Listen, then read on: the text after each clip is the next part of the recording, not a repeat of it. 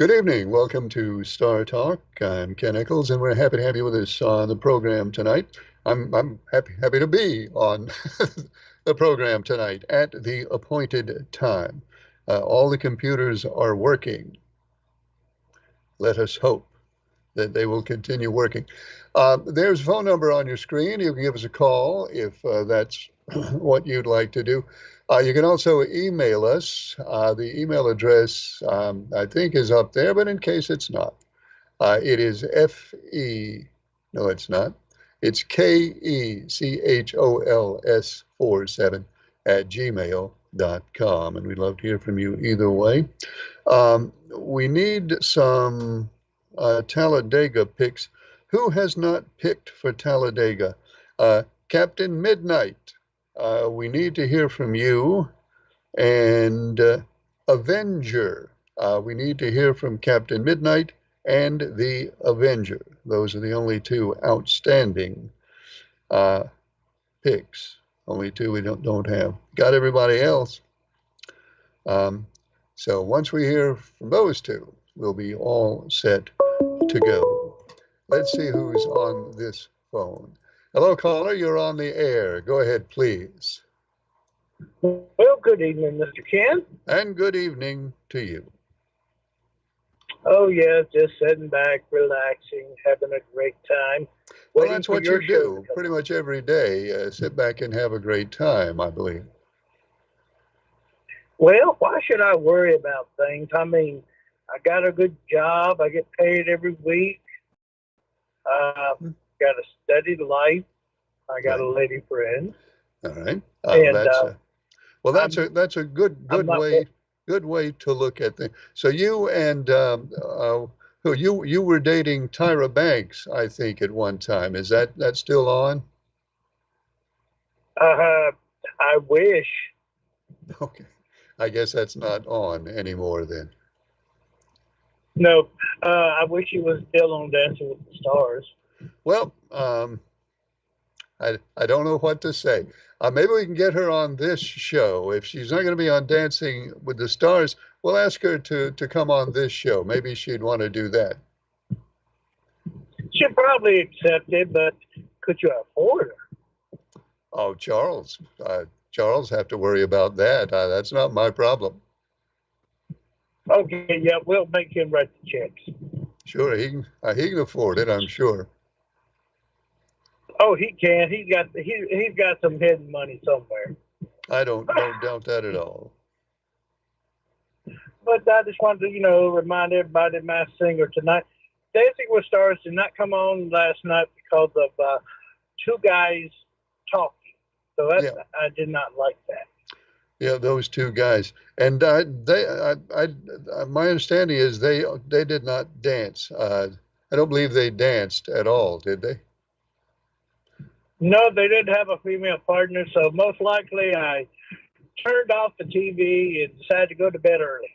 Now they did dance around questions, I believe, danced around answering questions, but I don't believe they actually physically danced. Well, if that's all they did, wasn't worth watching it. It wasn't Dancing with the Stars with women wearing nice clothing and doing the cha cha and that's a buffet. And all of that. Well, I'm glad you got to bed early. You maybe got a little extra sleep. That's good for you. Oh, yeah, it did. Remind Mark and Leodan and you, Mass Singer, tonight, 8 o'clock on your local Fox station, sir. I will remember. Well, we'll talk at you next week, sir. Have a great weekend, everybody. And everybody, please behave yourselves. I'm going to. Thank you for calling. Good to hear from you. Phone line is open now. If you'd like to give us a call, you can also send us an email. Excuse me just one moment here. I need to look and see.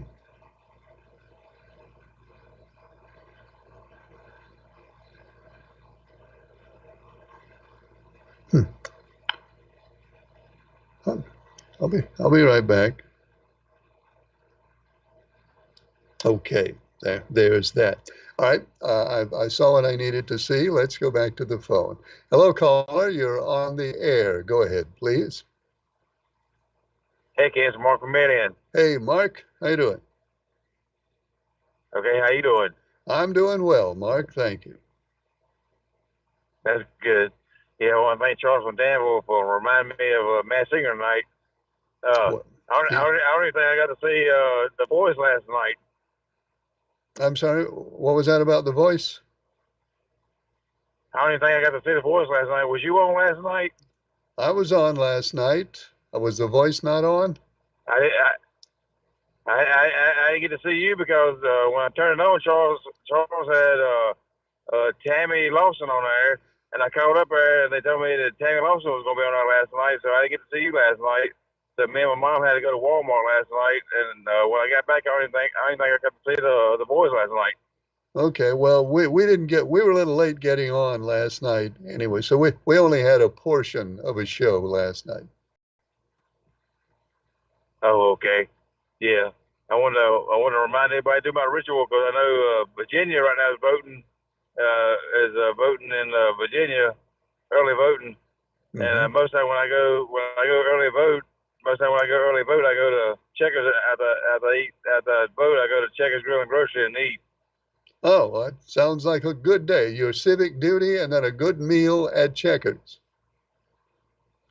Yeah, so I'll be when I early vote on the 17th, I'll go to Checkers after I vote, What? and then I tell people after you early vote, go to Checkers and eat. Okay, that sounds like a good plan, Mark. Yeah, but I guess I don't think anything else. But I got number 11 this time, right?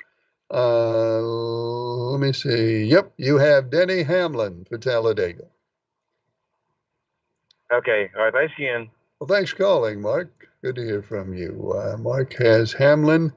So far, Captain Midnight and the Avenger don't have anybody. So, folks, be quick about it. Need those two picks from you two. Um, Somebody emailed, and I keep forgetting which phone to reach. I should reach for this one for emails. Somebody emailed and reminded me. Actually, I think we talked about this one night a little while back. Reminded me that North Carolina, many people don't know this, has the largest lithium mine in the country. One of the largest lithium mines in the world. Big, big. In fact, it may be the world's largest lithium mine that's in the North Carolina mountains. Hi, caller. You're on the air. Go ahead, please. Good evening, Ken. How are you tonight? Well, what a coincidence. I was just mentioning that email you sent me last night about the lithium mine. Well, I was just going to ask you, is you aware of the world's largest lithium mine is at Kings Mountain, North Carolina? Yes, I was aware of that. In fact, we talked about that one night last year on the show when somebody was talking about lithium. Okay. Are you aware that the most purest quartz in the world is at Spruce Pines, North Carolina? Yep, North Carolina is big in lithium. Yeah, and quartz, because it takes quartz to make microchips Hmm. and the lithium and quartz for the car batteries and all of that. Right. And I bet there's a lot of people that just really don't know that there's a lithium mine in North Carolina that's the I world's doubt largest. I doubt that very many people have any awareness of that. And that the quartz is the most purest quartz in the world Hmm. in Spruce Pines, North Carolina. That's right. And yeah, and and all of those areas got totally flooded out, washed away, washed out. I don't know about the mines and all, but I mean all of that area up through there. And Elon Musk has already made some kind of off bid or offer or something for the rights to those two mines. Well, And yeah, know, I don't knowing that the know. people, I haven't heard how knowing, the mines were affected, so I don't know what their status is. right, Elon Musk probably knows. yeah, he does. But the people that live there and don't really realize this, or maybe they do realize it, and they're sitting there with nothing, and somebody offers them $250,000 for their piece of land. I mean, what are they going to do? They're going to grab the money and move, Yeah. and that I, place is going to become another ghost town in the sky, just like Maggie Valley did years ago. well, And folks, before they, and I say this, and I know just you're right that they won't do this, but what folks need to do is when somebody shows up and offers you what sounds like a whole lot of money for your land, you need to stop and do a little investigating before you take the deal. But you're right, most people won't do that.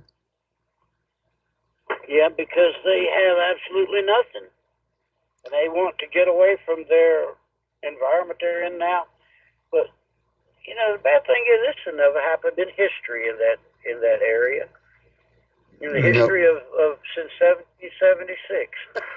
no, this is probably go down as the worst natural disaster in the history of our state.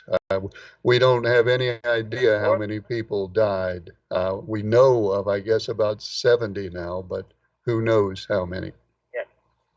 Eden immediately sent their swift water rescue team up there, and Hmm. they'll be up there till tomorrow. Yep, that's what I read. Yeah. And so there's lots of people doing lots of things to help those people, and it's just to get it to them. Well, Elon Musk did something. You mentioned Elon Musk almost immediately, actually, before anybody even asked him to.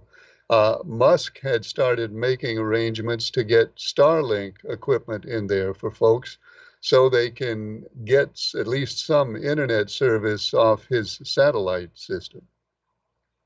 Right, I read about that. Sure did.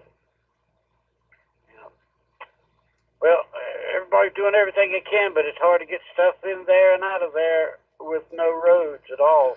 Yeah, and I saw today, I saw a picture of Interstate 40, and this was west of Asheville, closer to the Tennessee border.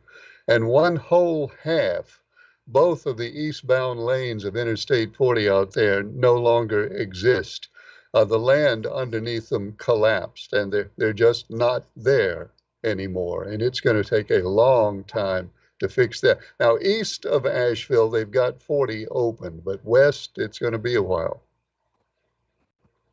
Yeah, I've watched so many of those videos about showing those things like that, and it's hard to believe it really is that took place. And there's a lot of people, like a conspiracy theory, saying that this was a totally controlled storm. Well, yeah, people Totally say that. I don't. I don't involve myself in that though. Well, I have the it shows up in blue where they put out microbursts of whatever they do to direct the storms, and there was so many on the west side of the storm and the south side of it, directing it right up through there. I can send it to you if you want me to. Well, I mean, I'll take a look at that, but I don't. Yeah, it would. I don't. Now I don't believe we have the technology to do that. Oh goodness gracious, HAARP, HAARP. Mm-hmm. They can. Gracious, are you not aware of HAARP?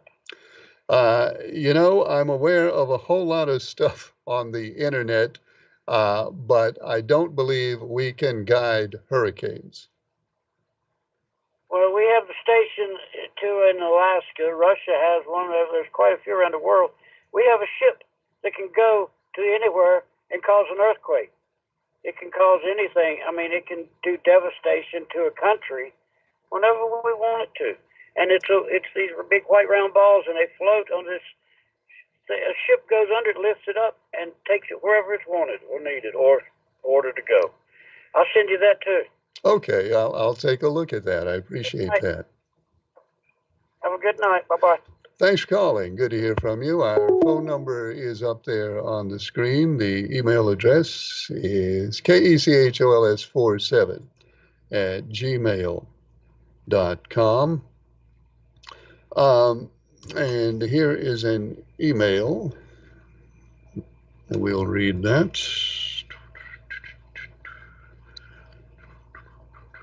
This email says, Ken, if we have so much lithium in North Carolina, well, we do have it. It's not a question of if. I'll continue this email in a moment. Hello, caller. You're on the air. Go ahead, please. How you doing tonight, Ken? Good. How are you? Pretty good, man. Pretty good. You know, if they can control the voting tabulators with satellites and stuff like that, surely they can start these earthquakes and stuff coming around. Directing what move weather around and storms around. Well, I will let others speculate on that one. Okay. How many pages of that new report have you read today from Judkins' release? Oh, the Jack Smith thing. I haven't had time to read any of it. I read a little bit about it, but I know it's available online, and I'll get around to seeing what's in there. I haven't had any time to read any of it yet. Yeah, it's 165 pages. I've read some of it, but it's pretty interesting. Oh, I'm sure of that. Yeah, I'm telling you, if people read that and understand it and believe it, because it's factual in my opinion, I mean, how in the world can they not say that Donald Trump did not instigate the January 6th riot? I mean, I just don't see how people can see reality and not take it at face value, Ken. I just don't understand that. Well, I guess we've talked about this one before. If we're talking about instigating, and in terms of the law, it would be inciting a riot. There's Right. pretty clear definition of what constitutes inciting a riot, and I don't think, my opinion, I'm not a judge. I don't think what Donald Trump did meets the legal definition of inciting a riot. In my mind, I don't think it does. Yeah. Well, everybody's got their own opinions, and I Sure. respect them. I just don't see. I mean, what I'm reading today, Trump knew back in, even before the election in 2020 that he was going to lose it. And him and Steve Bannon and Eastman and all those folks came up with this plan. Well, don't think we're going to win it, but if we don't, we're going to do A, B, and C, And they went through Right. all three of them. I mean, look at the false slate of electors that they sent to the swing states, I Well, mean, it all adds up to me, Ken. here's what I would do if I was Donald Trump's lawyer, um, which obviously I'm not. If I was Donald Trump's lawyer and it was my job to defend him in court, I would I would go to court and I would say, all right, everything that they talked about doing, everything that they talked about doing is technically within the law. It is it is legal to, for example, if there is legitimate doubt in a state, just pick a state, whatever state you want. If there is legitimate doubt about who actually won that state, even after the election is certified, then it is not illegal to set up an alternate slate of electors who can then be ready to vote just in case the final certification or the decision on that state is changed. Now, uh, I, I, I know that the prosecution would then come back, and if you were the prosecuting attorney, you could then come back and say, well, there wasn't the results in those states had been certified.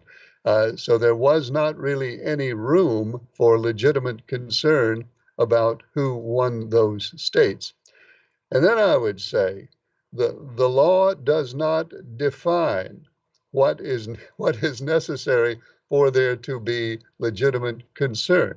And I would say everything my client, Mr. Trump, did can be interpreted as resulting from legitimate concern about the outcome in those particular states. And I think that I would establish that he didn't do anything that would lead to his being convicted. That's what I would argue. You might be a better lawyer than me, and maybe you would win, but we'd have to wait and see. Bill, I wouldn't put bets on that, Ken. I mean, but I mean, just look at the state of Georgia. I mean, when he calls that and talks to whomever, Ratzenberger, and wanted to find 780 votes. I mean, is that within his powers, or is it not? As his attorney, I would say the president is the chief law enforcement officer. The president has the ultimate responsibility of seeing that the law is enforced. And I would argue if the president has a concern that election laws are not being properly enforced, then it is within his right and authority to act and try to see that those laws are legitimately enforced. Now, I would wish, while I was saying this, I would wish that he would have said on that phone call, I would wish that he would have said, make sure you have an accurate count, instead of saying, find me 11,000 votes. But I don't think that phrase would be enough to convict him. I don't think. Well, you got to finish that phrase too. I think he said 11,780 votes is what I need. That's one more than I need. Yeah, I mean, that kind of plays into, that's kind of a giveaway there, is it not? Well, that certainly has a certain color to it. But as his attorney, I would argue that it is not definitive proof of an intent to commit a crime. Yeah. Well, he also called the elections board up there in Michigan too, about the same time, and was wanting them to change some things around too on their election count. But if what you're saying, I understand. But basically, the state of Georgia now is trying to do the same thing with the certification of the 2024 election. With the commission down there. I mean, what's the difference in that? Well, the difference, what's going on in Georgia now has been authorized by the Georgia General Assembly, which makes it, at least on its face, legal for the moment. The argument in court will be that it departs from the Georgia Constitution. And if they can establish in court that it's unconstitutional, then that wipes out the General Assembly, because the General Assembly does not have the right to violate the Constitution. But there's got to be a lot of argument, and a lot of judging is going to have to be done on that one. Yeah, well, I hope they judge it pretty soon, because, election day is around the corner. We was talking about Israel last night, at least I was. I think within the next 24 hours or so, I think Israel's going to hit Iran, and they're probably going to hit the oil supplies, if not their nuclear places. You think that's going to happen? They might. I don't have any doubt. I don't doubt that they're going to hit Iran. Whether they're going to hit nuclear facilities, I don't know. That's going to be a big escalation if they do.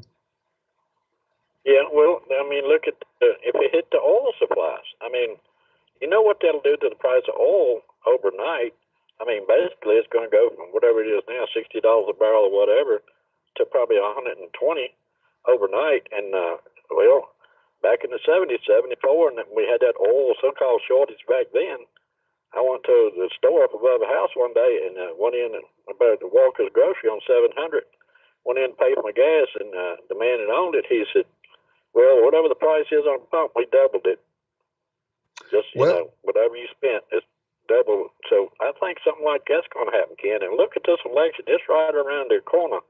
If Trump is pushing this bad economy and inflation and all that, which is, true to some extent, even though it's getting better, what do you think that'll do this next election? With, when gas goes up, everything follows.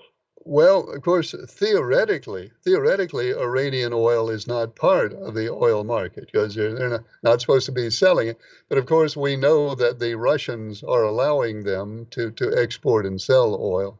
So, yeah, it'll have an effect. If that happens, the price of gasoline is going to go up. And when the price of gasoline goes up, it's bad for the sitting president, or in this case, Yes, the candidate who replaced the sitting president. that's exactly right, Ken. All right, Ken, thanks so much for taking my call, man, and have a great weekend. Thanks for calling. Phone line is open at that number right up there, and you can email us at kechols47@gmail.com. That emailer, by the way, said, if we got all this lithium, how come we buy any lithium from overseas?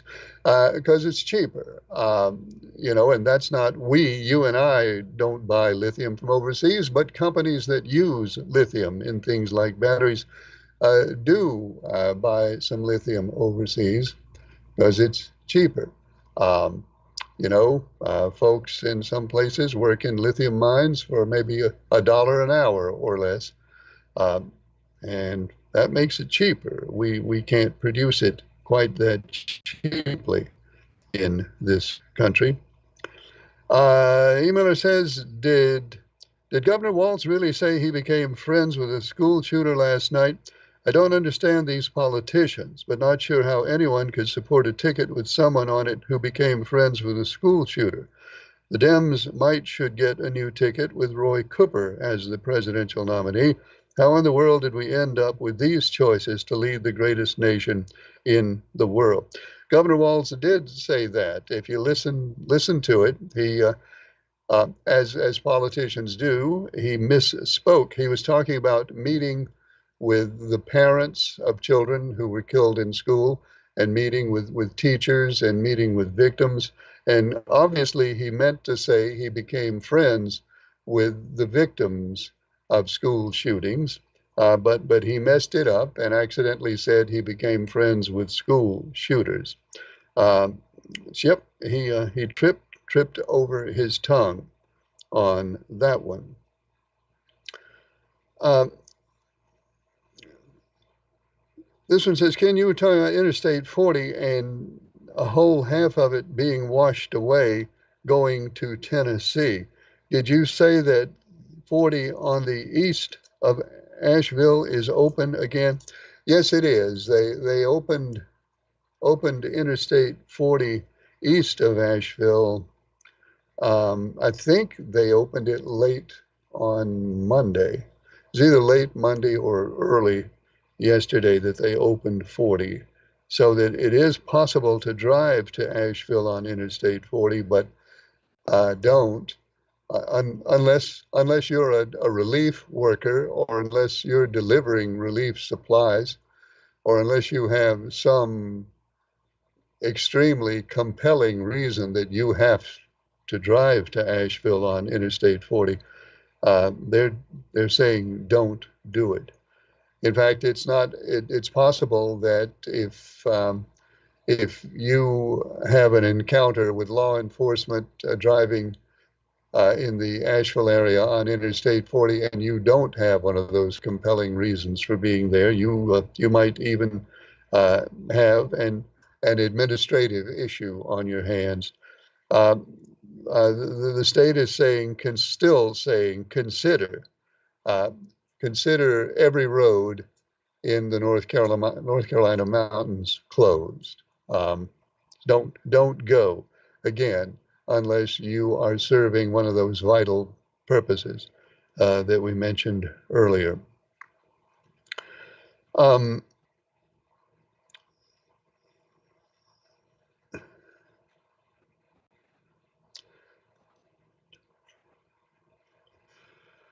Okay, I'm gonna have to seriously consider this one before I read it. Or maybe I should say, I'm gonna have to seriously considering this one before I decide not to read it. But let's mention this. Another notice today from the county. If I can get it to open. All right.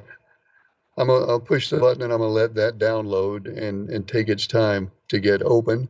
And while we wait for that, um, we'll do this.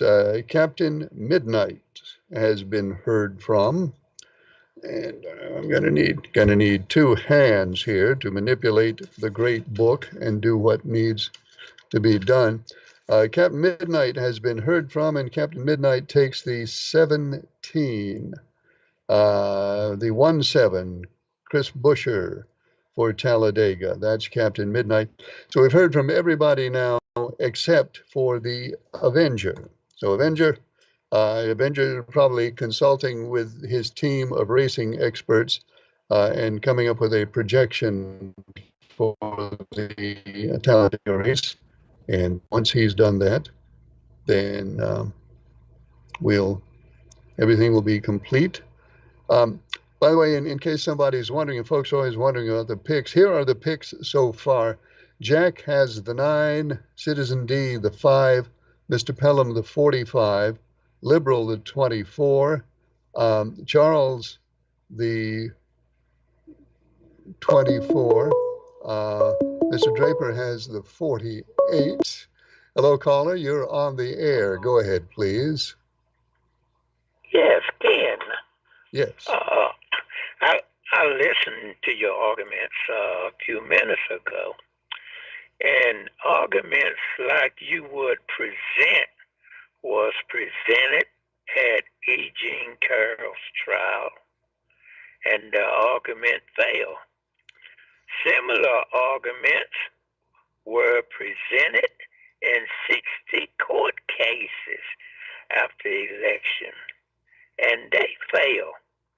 So just because you present an argument, it may not be a winning argument. Well, I mentioned that, and let me also just give me a second. Let me mention that the caller and I were talking specifically about uh, Donald Trump's responsibility or lack of responsibility for the riot at the Capitol building on January 6th. That wasn't part of the E. Jean Carroll case. And it also was not part of the arguments over whether the election was legitimate or not. So those are sort of different things. Yeah.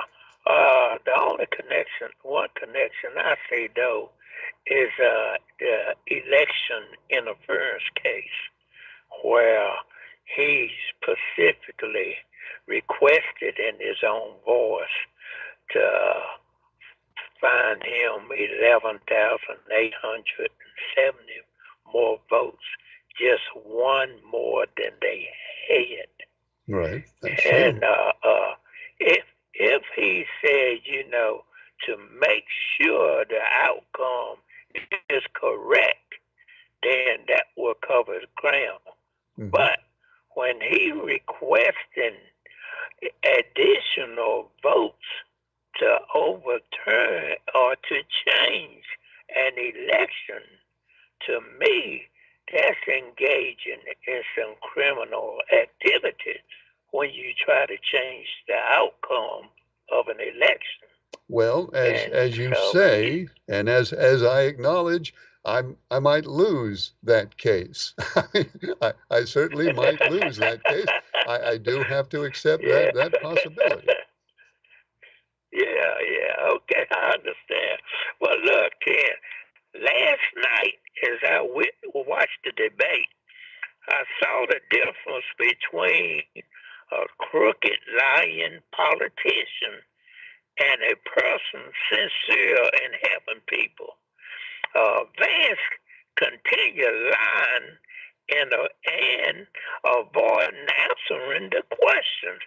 He said that Trump saved Obamacare when Trump said he would get rid of it day one. He continued the lies about immigrants eating dogs and cats. And lastly, he would not even own up to the outcome of the 2020 election. Mhm. So the public got to see, you know, what candidates can be trustworthy and the ones that just say what's appropriate. Well, everyone had a chance to listen and hear exactly what you heard, and I'm sure that people reached some conclusions one way or another on that. Right. And just the last thing, if Trump previews his contractors, his college students who trusted him, his Secretary of State, his Vice President, members of his own party, and his own wife, if these people can't trust him, how can the voters? And thanks for taking my call, Ken. Well, thanks for calling. Good to hear from you. Line is open right now at that phone number. You can also email us at kechols47@gmail.com. We'd love to hear from you either way, by phone or by email. Um, this emailer says, "Hi, Ken. Curious if you watched the vice presidential debate last night. I think J.D. Vance knocked it out of the ballpark. I hope to see Trump Vance 2024, then Vance and somebody else in 2028. Vance really impressed me to be only 40 years old." Okay, thanks, emailer. I didn't see. I've mentioned a few times, and if you've been watching this for a while, you know I'm an old fogey about political get-togethers like what they had last night and what Mr. Trump and Harris had. Uh, they're not debates.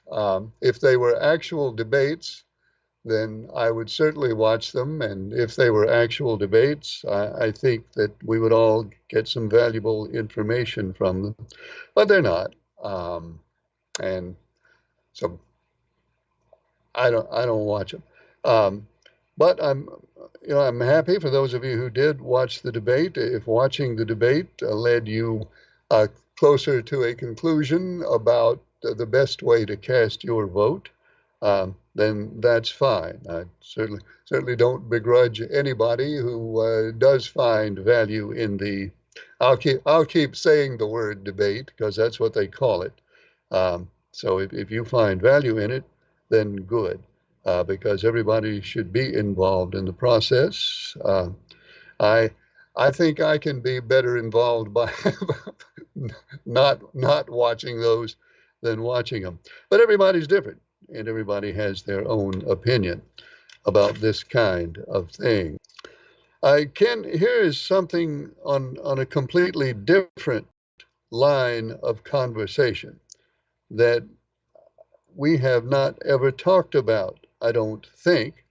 Can you tell me when Can you tell me when people around here started eating dinner at 6 o'clock? Because when I grew up, you ate dinner at 12 o'clock, and at 6 o'clock, you ate supper. Uh, in school, we would take a break in the middle of the day for dinner, and then we would go home at night at 6 o'clock or whatever time and eat supper. Um, and now it's changed around completely.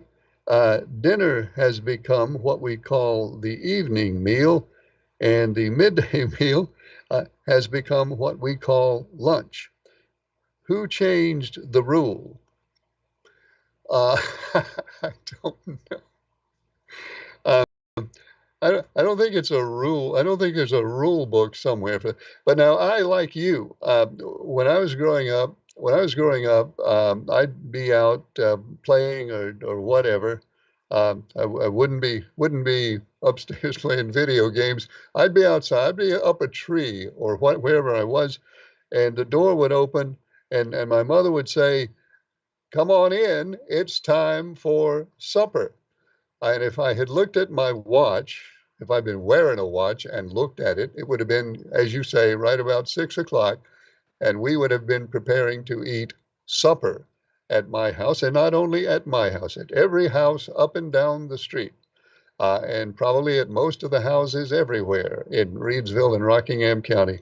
People would be getting ready to eat supper at 6 o'clock, and most of them, as I did, would have eaten dinner at noon. And that is what we used to call them. When did that change? I honestly don't know. I was not, I'll tell you, I wasn't paying attention, so I didn't see the exact moment when it changed. So it slipped right past me. It's just like one day, just right out of the blue, it seemed I found myself saying, "Whoa, almost 6 o'clock, time for dinner." So I don't know who did that to me. I don't know who made me change. I don't know. I'm going to take a guess, though, um, that television probably had something to do with. Now, I don't remember when there was not television. I know we still have a few folks around, and more than a few, who remember when there was no television. I don't remember that. I can't go quite that far back to when there was no television. But I have a feeling hearing these terms on TV probably is what moved us toward a change. Hello, caller. You're on the air. Go ahead, please. Good evening, Ken. How are you doing this Wednesday night? I'm doing fine. How are you?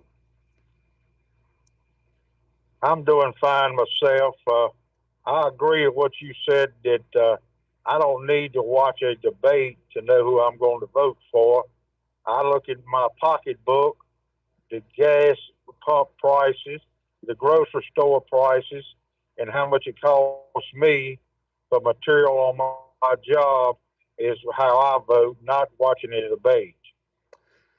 Well, that is, I think, probably a wiser way to do it.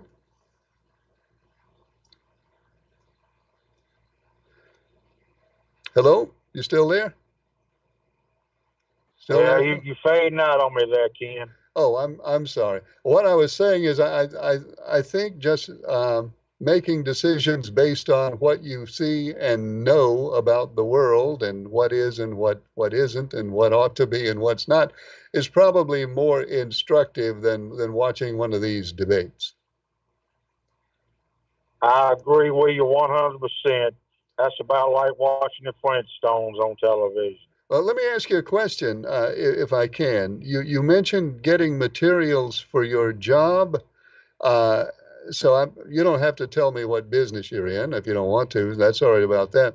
I'm just wondering if you're somebody who has to buy materials for a job, is this strike, this longshoreman strike, likely to have some effect on your materials and what they cost you, do you think? Well, I don't know quite yet, but I know that over the last 4 years, the freight charge to get the product delivered has increased uh, significantly over the last 4 years. Yeah. Well, one thing for sure, the strike's not going to make it any cheaper. Whether it makes it worse or not, we'll see. But it can't possibly make it better. Well, you're exactly right, but like I say, I know I burn a lot of diesel fuel because I do a lot of running on the road in my job, which is in asphalt work. But I know what I was paying with diesel fuel when Trump was in, and I know what I'm paying for it now. What is the How much difference is there, if you don't mind my asking? Well, I can remember when Trump was in the office that I was paying as low as $1.32 a gallon for diesel, and it just recently it has come down probably 30 cents, but mostly it's been over $4 a gallon, or high as $4.80 a gallon in the past 2 or 3 years. Now that $1.32 that you used to pay for diesel, was that during COVID or was it that way before COVID? That was before COVID. Okay. Well, that's quite a difference. Yes, it is, and it come down significantly when Trump took office. But like I say, I can remember $1.32 a gallon, and you could go. I could go fill up about 40 some dollars back in, and now it costs almost 90 when it's on empty. Well, people notice stuff like that. Well, some of us do, and some of us don't. I guess anybody who doesn't notice it, I guess, has a lot more money than I do. They've been in the closet for 4 years. Well, sir, I appreciate your call. All right. Thank you again, Ken. You have a good weekend. Good night. Phone line is open right now at that number. And I think we may have our final piece of the puzzle here. Indeed, we do. Excuse me, I got to make two hands available again because I must handle the great book to write down Avengers pick for Talladega, and Avenger takes number 9, Chase Elliott. Thank you, Avenger, and that completes the list. Hi, caller, you're on the air. Go ahead, please. Hey, Hello. Ken, Yes. I talked the other day about the tornado that hit up there on Heffinger Road. Yes, sir. I went back up there, and nobody has been there to help, and nobody has come up there to check on them. And I talked to the guy that owns the place. Okay. What is he? Is he able to live there? Is he staying there? Well, there are two houses where people lived there that had a lot of damage, and the one big building where they used to have the auctions, Steve Baker had it plus buildings behind it. Right. And they got the buildings behind it got tore all to pieces with all the everything that's in it. And his big building, it took a lot of the tin off the top. Okay, but about a third of the top of it. It wasn't his house, though. No, none of the houses got tore up. Well, thank goodness. It's about 6 or 8 big buildings or medium-sized buildings and one tobacco barn and a tremendous number of trees. Has his insurance company come out there to look at it? He said he may have insurance on the big building, but the small buildings behind, probably not. But All right. I've been up there twice in the last 2 days, and he's been out there working by himself, trying to get everything cleaned up and straightened up to where, he can get it out of the weather. All right. But I asked him today, had anybody been there, like FEMA or anybody? He said nobody has been up there. All right. If you go up there and look at it, it's a tremendous amount of damage for his place and the 2 Heffinger houses down below it. It was the old Heffinger farm, and I think couple of the Heffingers still live there, plus Steve Baker has got that big building. But and what about my knowledge, nobody. What about the other folks? Were their homes damaged? Their homes, I did not see any damage on, but they had a tremendous amount of damage with the outbuildings and the tobacco barn and all of the trees around there. Probably 6 or 8 trees, just all of those were down. Well, But I hope anyway, I hope he has enough insurance coming in. I hope they all have insurance that will at least make I them doubt, partially whole. I doubt if the houses, the buildings, and the car sheds and the tobacco barns, I doubt if they had any insurance on those. But I, he had insurance on the big building. He didn't know how much, but he was Okay. hoping that it would take Well, care of it. But I just, the I fact keep seeing about all these people that want to go to Asheville, and nobody's going up there. well the situation probably is if their homes were not damaged, and given that we are not, I mean, I know it's significant and important damage, but Rockingham County has not been declared a disaster area. And if they're not out of a place to live, and we're not in a disaster area, uh, I I'm afraid that in whatever insurance they have is probably going to be what they're going to have to get by with. Yeah. I'm 80 some years old, and I really am not able to help him much. I wished I could. But I just wanted to let people know we had damage here as well as up in Asheville. Well, Thank you for taking my call.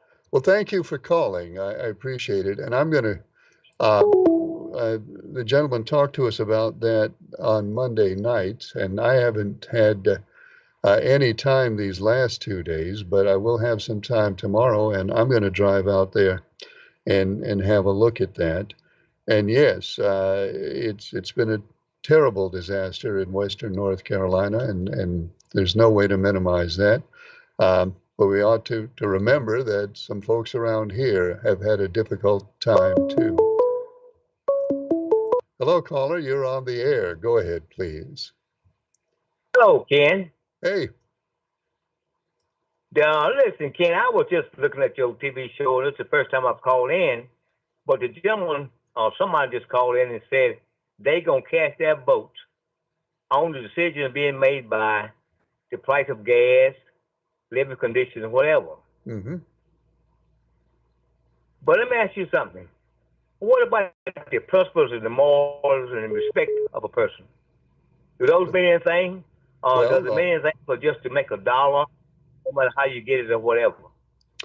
well, those are important things too. They absolutely are. And what folks are going to have to do in November is weigh one against the other and decide, well, which one of these should I cast my vote on? And that's an individual decision that everybody's going to have to make.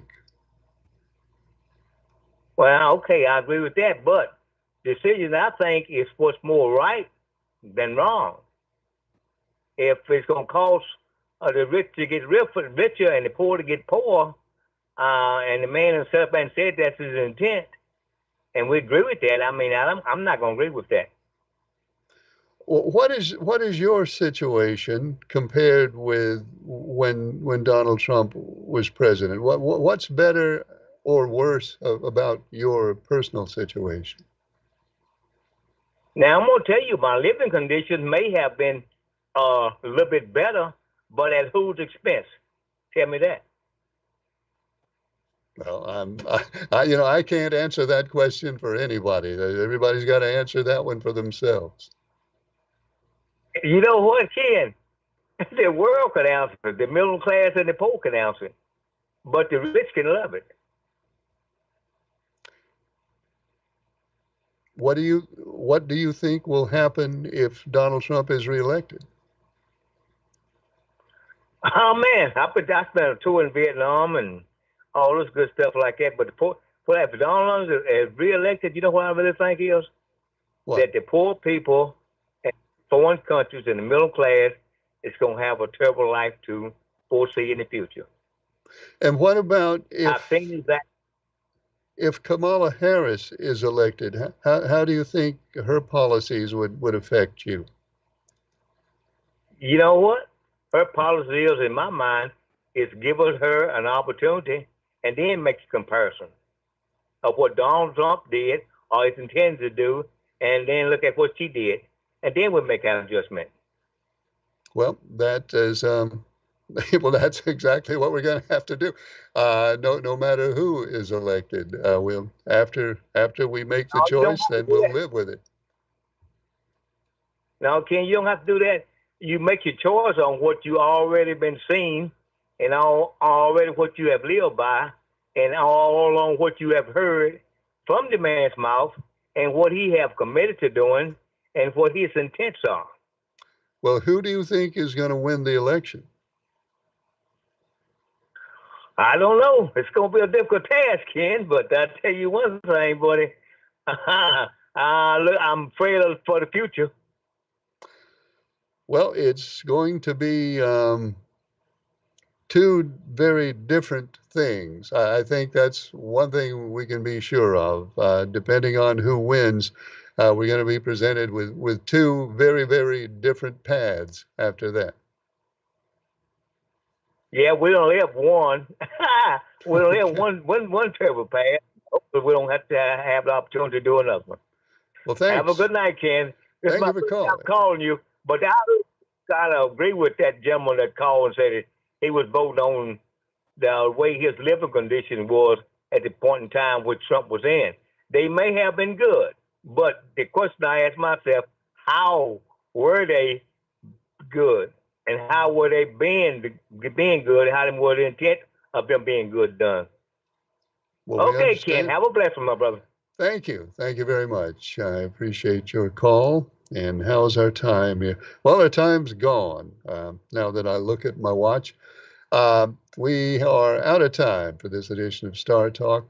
We're on the air Mondays, Tuesdays, and Wednesdays.